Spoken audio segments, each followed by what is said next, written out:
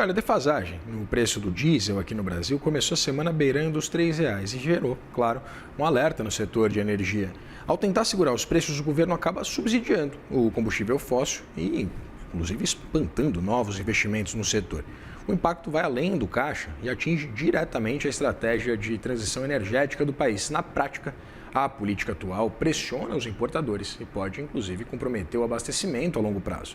Para te analisar esses riscos, eu converso agora com o diretor do Centro Brasileiro de Infraestrutura, o Pedro Rodrigues, que já aparece comigo em tela. Pedro, seja muito bem-vindo, é sempre um prazer dividir tela com você.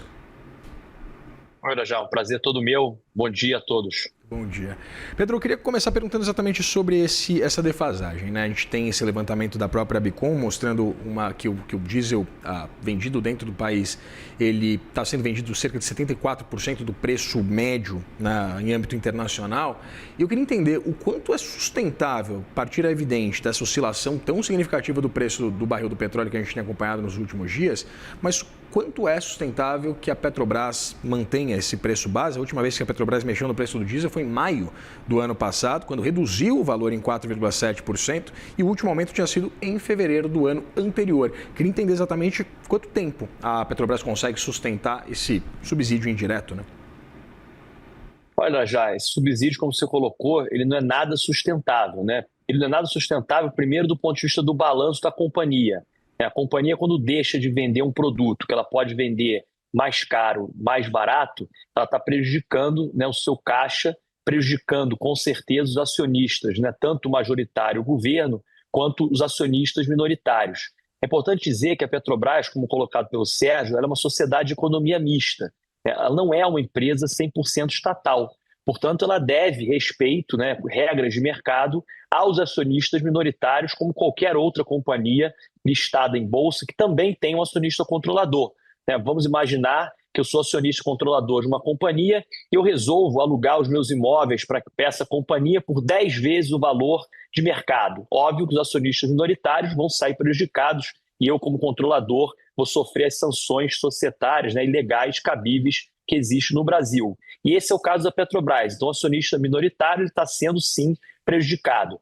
O segundo ponto, que não é sustentável, né, terceiro ponto, em razão dessa lógica que o Brasil ele é importador de diesel, né? Portanto, se você ficar sem reajustar o preço, não tem atividade, não tem importador que importe o combustível, logo o mercado fica curto, fica faltando, né, produto e o mercado vai se desarranjando, vai se desorganizando, que é o que a gente está vendo hoje. E o governo tenta fazer medidas para cobrir, mas cobre a cabeça e descobre os pés, porque ele não consegue controlar, né, o preço do mercado internacional. O óleo diesel, Irajá, é igual o petróleo, eles são commodities internacionais, né, tem um preço dado. Então, se o governo ele quiser, né, fazer novamente subsídio, né, para determinada classe, determinada região ou determinado combustível, ele deve fazer com o dinheiro do Tesouro e por um período.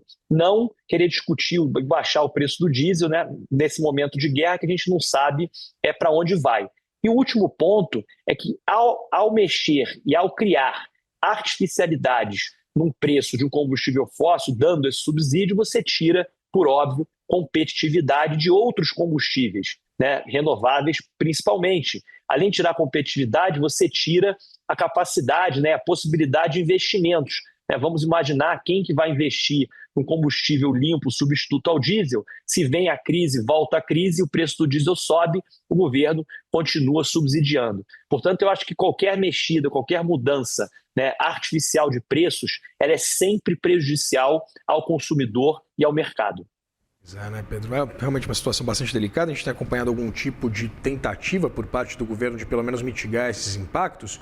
Ontem o próprio ministro da Fazenda, né, Dario Durigan, anunciou essa subvenção, pagamento inclusive de uma subvenção de R$ 1,20 por litro do diesel, né, 60 centavos com custo, né, bancado pelo Tesouro, os outros 60 centavos pelos estados, depois essa resistência, inclusive, de zerar o ICMS. Eu queria entender exatamente se essa proposta, né, ela seria válida, ela seria efetiva nesse momento de maior volatilidade.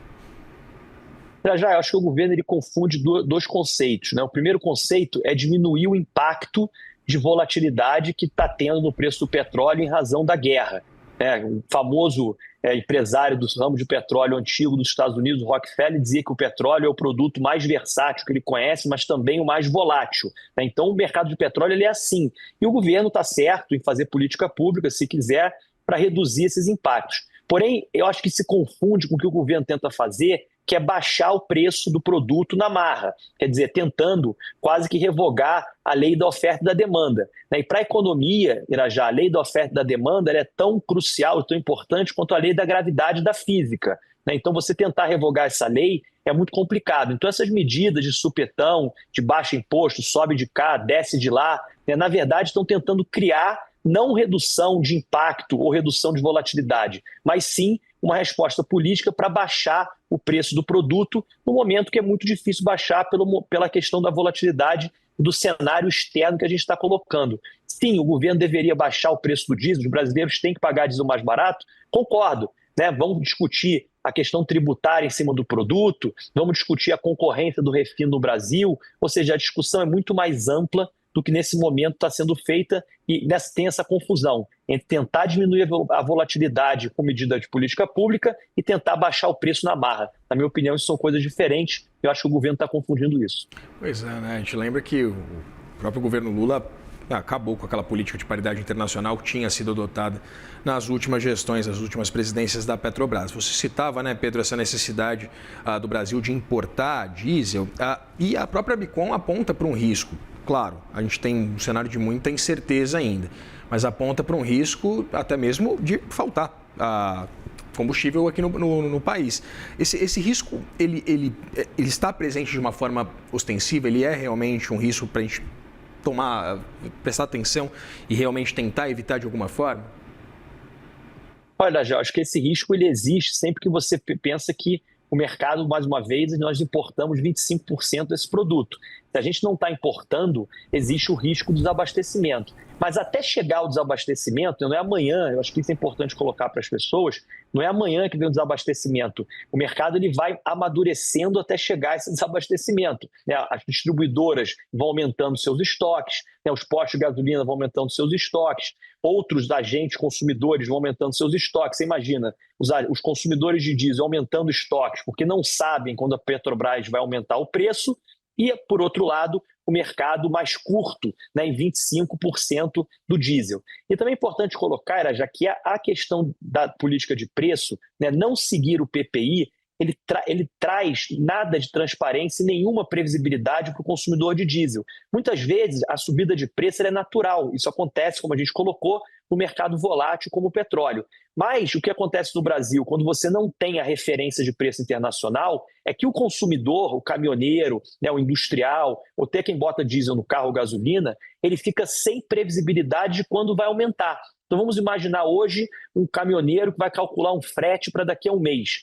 Como ele sabe que o preço do diesel vai aumentar? Ele não tem essa indicativa. Se ele tivesse o PPI e o norte de preço, ele poderia dizer, olha, eu estou vendo que o preço vai subir, eu posso aumentar o meu frete, o mercado vai se arrumando dessa forma, no sentido de ter essa transparência e previsibilidade. Mais uma vez, isso é mais um efeito, mais uma externalidade negativa, muito ruim para o consumidor e muito ruim para o mercado brasileiro, quando se tem essa artificialidade no livre mercado de preços.